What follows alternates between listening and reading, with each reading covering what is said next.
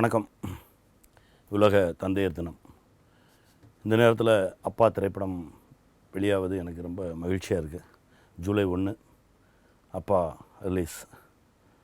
அப்பா அப்படின்னோடனே என்ன இது அப்படின்ற ஒரு கேள்வி எல்லாருக்குள்ளேயுமே இருக்கும்.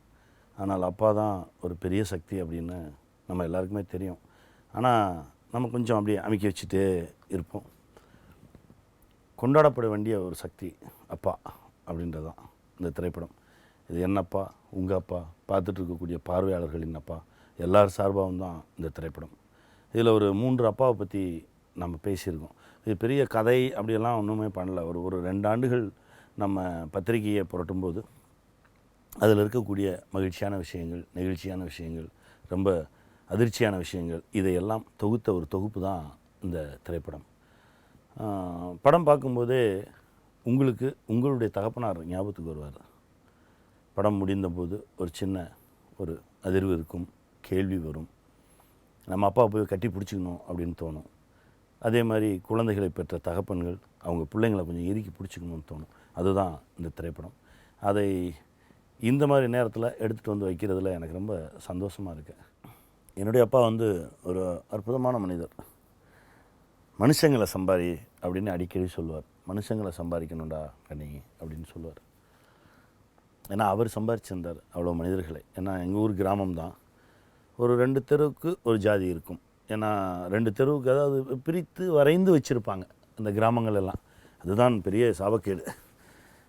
என் தகப்பனாரோட நடந்து போயிட்டு இருக்கும்போது ஒரு 2 தெரு கிடக்கும்போது, வாங்க மாமா நல்லா இருக்கீங்களா அப்படிம்பாங்க. அடுத்து 2 தெரு கடந்து போகும்போது, என்ன பங்காளி நல்லா இருக்கீங்களா, வாங்க ஏதாவது நீச்சல் தண்ணி குடிச்சு போங்க அப்படிம்பாங்க. அடுத்த 2 தெரு கடந்து போகும்போது, என்னென்னாச்சு நல்லா இருக்கீங்களா அப்படின்னு கேட்பாங்க. இப்படி உறவு முறைகளை வைத்தே வாழ்ந்த ஒரு மனிதர். அதுதான் எனக்குள்ளே பதிஞ்சிருக்குன்னு நான் நினைக்கிறேன். நான் 10th ஸ்டாண்டர்ட் படிச்சிருக்கும்போது அவருடைய பாக்கெட்டில் கொஞ்சம் காசு எடுத்துகிட்டு சென்னைக்கு ஓடி வந்துட்டேன். சினிமானாலே அவருக்கு பிடிக்காது. என்னை நிறைய வாட்டி அடிச்சிருக்காரு. சினிமா வேண்டாம், அது ரொம்ப தப்பு அப்படின்ற ஒரு மனநிலை தான் கிராமங்களில் இன்னும் இருக்குது. நான் சென்னைக்கு ஓடி வந்துட்டேன். இங்கே ஒரு 10 நாட்கள் கழித்து திரும்பவும் வேறு மாதிரி கஷ்டப்பட்டு நான் ஊருக்கு போகிறேன் முடியாமல். போகும்போது பார்த்தா இந்த 10 நாள் என் தகப்பனாரை நிறைய மாற்றிருக்கு. நான் வீட்டுக்கு போகிறேன், எங்கள் அம்மா என்னை ஒரு குச்சி எடுத்து அடிக்கிறாங்க. எங்கடா போய் தொலைஞ்ச அப்படின்னு அடிக்கிறாங்க. எங்கள் அப்பா வேகமாக பிடிச்சி இழுத்து விட்டுட்டு எங்கள் அம்மாவை தள்ளி விட்டுட்டு, உனக்கும் எனக்கும் தெரியாத ஏதோ ஒரு விஷயத்தை அவன் தேடுறான், முடிஞ்சால் அவனுக்கு உதவி செய்வோம், முடியலன்னா தள்ளி நின்றுக்குவோம், அவன் போட்டும், நீ போடா, ஆனால் கொஞ்சம் படிச்சிட்றா அப்படின்னு சொன்னார்.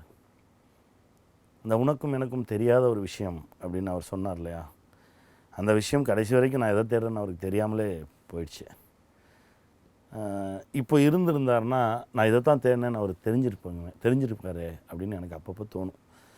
ஆனால் எங்கேயோ பார்த்துட்ருக்காருன்னு தான் நினைக்கிறேன், நம்புகிறேன். அவருடைய ஆசைகள் தான் என்னை இயக்குதுன்னு நினைக்கிறேன். வெகு சின்ன வயசுலேயே தகப்பனாரை இழந்ததுனால என் தகப்பனார் கூட இருந்திருந்தால் அப்படின்ற ஒரு கேள்வி அடிக்கடி வரும். அந்த கேள்விக்கான பதில் தான் இந்த அப்பா திரைப்படம் அப்படின்னு நான் நினைக்கிறேன். வருஷத்தில் ஒரு நாள் அப்பாக்கள் தினம் கொண்டாடுவதெல்லாம் எனக்கு உடன்பாடே இல்லை. ஒவ்வொரு நாளும் கொண்டாடப்பட வேண்டியவர் தகப்பன். ஏன்னா எத்தனையோ வழிகளை தனக்குள்ளே வச்சுக்கிட்டு நமக்காக ஓடுற ஒரு ஜீவன். அந்த தியாகியை தினம் தினம் கொண்டாடணும். அதை ஒரு நாள் அப்படின்ட்டு கொண்டாடுறதுல எனக்கு பெரிய உடன்பாடு இல்லை. தாயும் தகப்பனும் தினம் தினம் கொண்டாடப்பட வேண்டியவர்கள். இந்த மாதிரி மோர் வீடியோஸ்க்கு சினிமா விகடன் சப்ஸ்கிரைப் பண்ணுங்கள்.